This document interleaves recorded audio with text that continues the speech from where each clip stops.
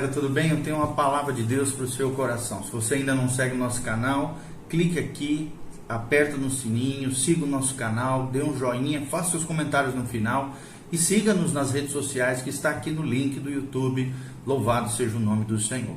Então nós vamos falar hoje sobre as prioridades bíblicas de uma pessoa autodisciplinada. Nós já fizemos 2 vídeos sobre a importância da autodisciplina e agora vamos falar sobre essas prioridades bíblicas, práticas, para que eu e você possamos viver nessa autodisciplina, nessa temperança, nessa moderação e nesse domínio próprio, que é um fruto do Espírito Santo, para que você e eu tenhamos uma vida de sucesso, uma vida abençoada, uma vida cristã vitoriosa diante do nosso Deus. Então nós já observamos, que a autodisciplina, lembrando sempre, nós conceituamos a autodisciplina como a capacidade de nós vivermos por prioridades e discernirmos aquilo que estamos vivendo, nos esforçando para nos tornarmos cada vez mais semelhantes a Jesus. E nós aprendemos que a autodisciplina é importante dentro de uma perspectiva, se ela já é importante dentro de uma perspectiva humana, imagine espiritualmente falando. E falamos de alguns princípios práticos para atingi-la, Mas há também, amados, princípios bíblicos que nos ajudam como cristãos a buscarmos essa autodisciplina, vivenciarmos esse domínio próprio, temperança, moderação, baseados naquilo que Paulo fala em 2 Timóteo 1,8. Deus não tem nos dado espírito de covardia ou de timidez, mas de poder, de amor e de domínio próprio. Domínio próprio aqui, um termo cristão, um conceito cristão, similar à autodisciplina, similar à moderação, à temperança, é isso que nós estamos falando, tá bom? E como nós estamos falando, essa autodisciplina envolve 2 coisas. Primeiro, o pensamento correto sobre a verdade bíblica, e o segundo princípio é obedecer esse compromisso, ter o compromisso de obedecer a palavra de Deus sempre. Então nós vamos examinar essas prioridades fundamentais de uma pessoa autodisciplinada à luz da palavra de Deus. Em primeiro lugar, querido, lembre-se de quem é o seu dono. Lembre-se quem é o seu dono. Nós vivemos numa sociedade narcisista, ocupada consigo mesma, egocêntrica, que constantemente nos diz que somos reis dos nossos pequenos mundos, que temos o direito de ser aquilo que desejamos, estabelecer nossos próprios objetivos, buscar o direito de ser os nossos sonhos, escolher nosso estilo de vida, ignorar aqueles que nos dizem o que devemos fazer ou que se interpõem no meio do nosso caminho. Então, essas 2 marcas da nossa cultura são os direitos pessoais e a liberdade individual. Porém, a Bíblia Sagrada, meus amados, em termos claros, ensina justamente o oposto, o contraponto, o contrário disso. A Escritura revela Deus como legítimo proprietário de todos os homens e de toda a criação, porque Ele que nos criou, e também todos nós somos crentes e fiéis a Ele, em nome de Jesus, porque Ele é o nosso Pai, aquele que nos comprou pelo preço do sangue precioso de Jesus de Nazaré. Então, os cristãos certamente se sentem confortados com essa repetição bíblica de que Deus é o seu Pai, mas muitos deles, infelizmente, não vivem nessa dimensão ou esquecem disso, Muitas vezes é esquecida essa verdade de que devemos obediência a Deus.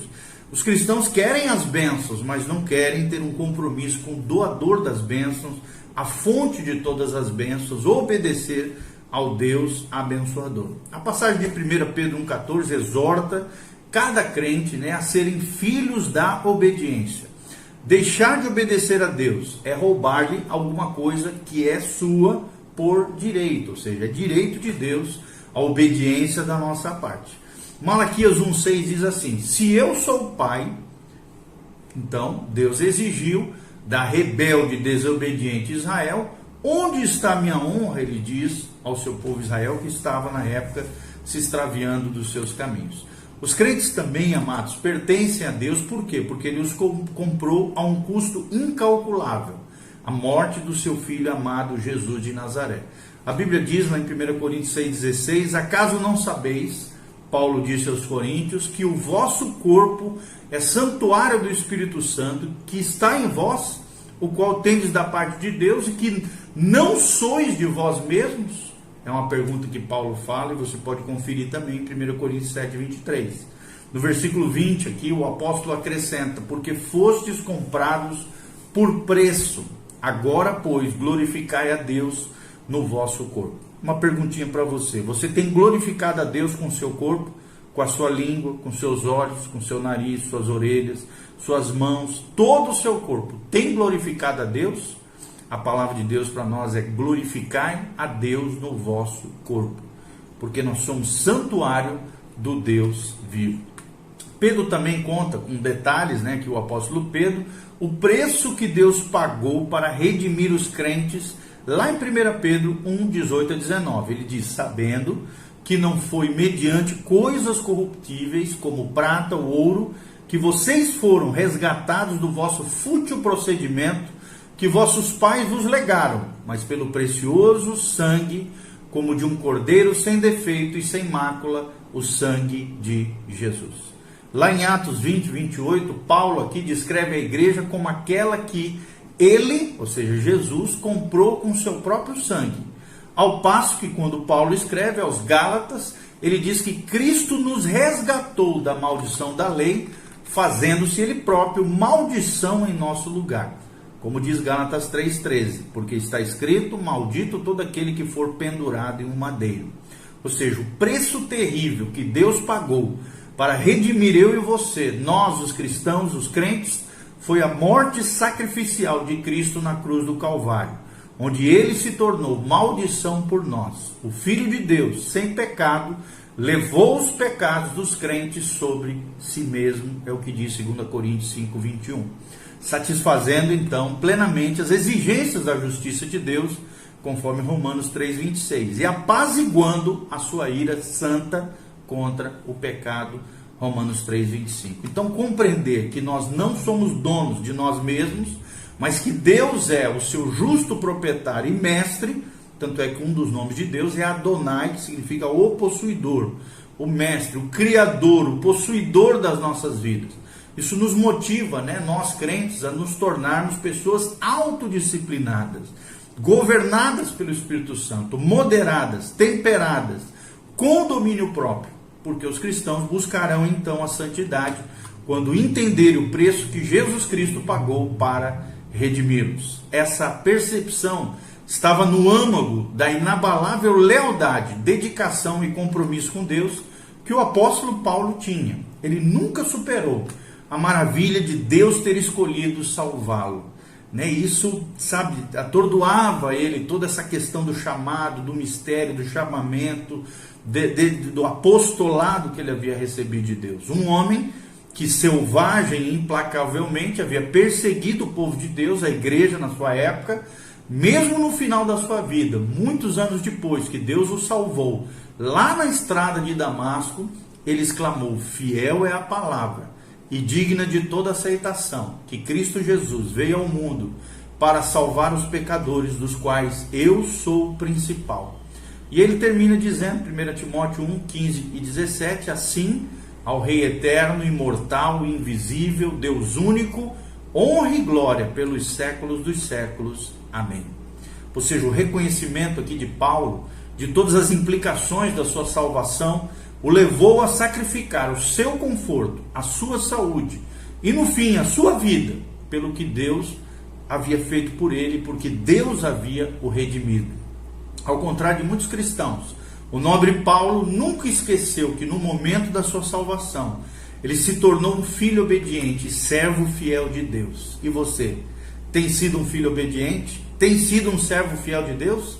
E ele fielmente, Paulo, se rendeu através de todas as suas dificuldades, as dificuldades da sua vida, e a obediência devida ao seu Pai e Senhor o fez permanecer fiel e vencedor até no final. Aqueles que, como Paulo, reconhecem que não são os governantes soberanos das suas vidas, dão um passo importante na disciplina, na autodisciplina e na vontade de Deus para as suas vidas.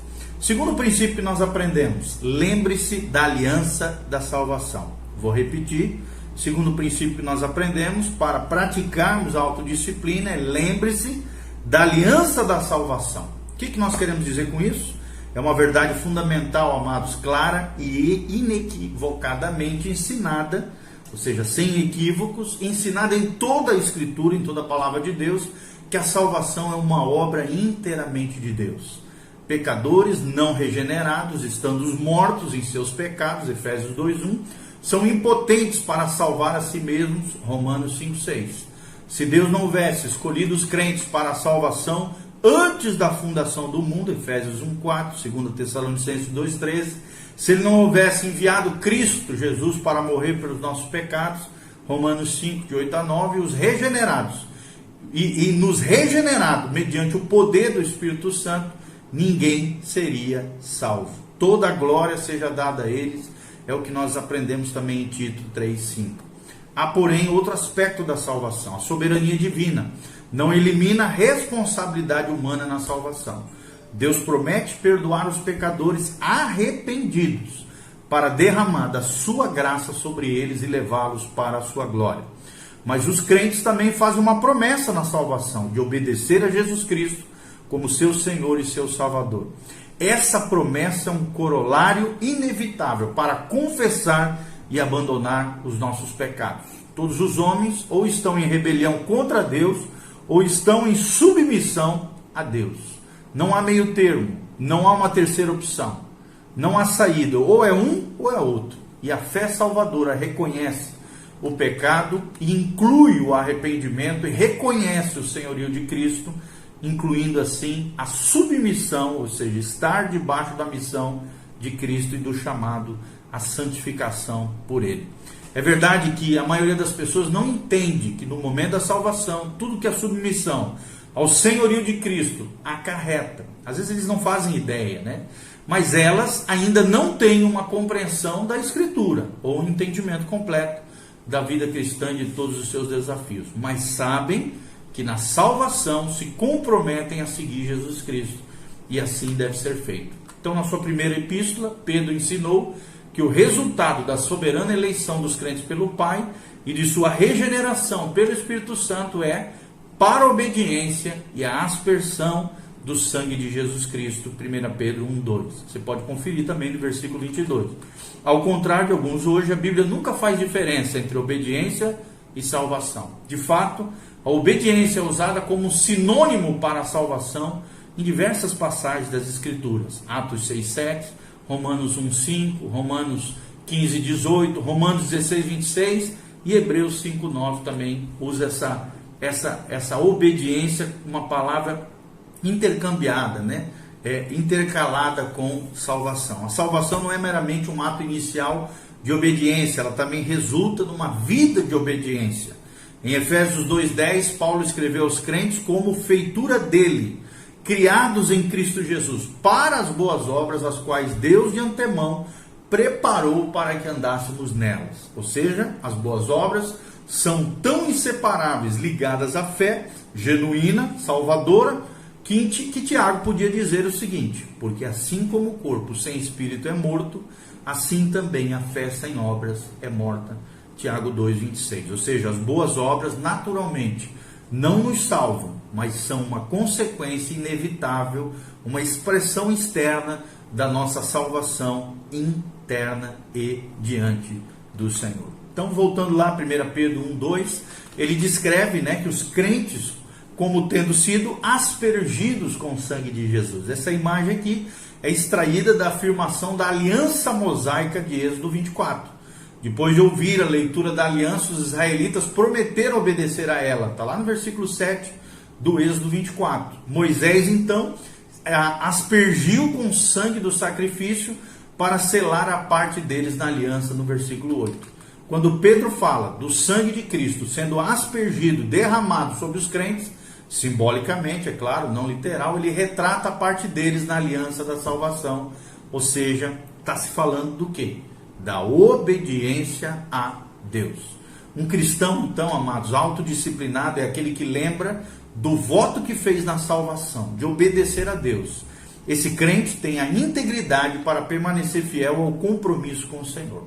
E o terceiro princípio final que nós trazemos é: reconheça que o pecado quebra o seu relacionamento com Deus. Vou repetir: reconheça que o pecado quebra o seu relacionamento com Deus. Pecar é muito mais do que violar um código. A Bíblia ensina que todo pecado é uma última instância contra Deus e quebra o nosso relacionamento com o Pai Celestial. Depois dos seus pecados hediondos de adultério com Betseba e consequente assassinato do marido dela, Davi clamou ao Senhor dizendo: pequei contra ti e fiz o que era mal perante os teus olhos, no Salmo 51, versículo 4. Pedro exorta os crentes dizendo: se invocais como Pai, aquele que sem acepção de pessoas julga segundo as obras de cada um, portai-vos com temor durante o tempo da vossa peregrinação. 1 Pedro 1,17. Em outras palavras, se você é um filho de Deus, porte-se como tal. Não quebre por meio do pecado a sua íntima relação com o próprio Deus, conforme 1 Coríntios 6, de 15 a 17. Paulo ilustra esse princípio em sua epístola aos Filipenses. No capítulo 2, ele dá uma série de ordens aos crentes, versículos 2 a 4 e versículos 12 a 18. Mas o apóstolo prefacia essas ordens dando aos seus leitores o motivo para obedecê-las: o encorajamento, a consolação, a comunhão, a afeição e a compaixão que desfrutavam como resultado do seu relacionamento com Deus, no versículo 1. Os crentes devem então obedecer os mandamentos da Escritura, porque ao quebrá-los violam o seu relacionamento com Deus. Então, ver o pecado dessa perspectiva é uma motivação importante para desenvolvermos também a autodisciplina, para evitar o pecado a todo custo. Quarto princípio que nós aprendemos é: controle a sua imaginação. Controle a sua imaginação é o quarto princípio que nós ensinamos. A imaginação é verdadeiramente algo maravilhoso, é parte criativa do homem, na qual artistas concebem arte, os músicos as suas melodias, os escritores os seus livros. É onde os arranha-céus, as pontes, as casas tomam forma primeiramente antes de saírem do papel, antes dos seus projetos surgirem, seja no computador ou no próprio papel, nas escrivaninhas, né? A imaginação é onde as pessoas cultivam os sonhos que finalmente virão a ser concretizados nas suas vidas. Como outras dádivas de Deus ao homem, a imaginação pode ser utilizada também para usos pervertidos e pecaminosos, pois é na imaginação que a tentação se diverte. Surgem as más fantasias, as paixões contaminadas, pecaminosas e inflamadas.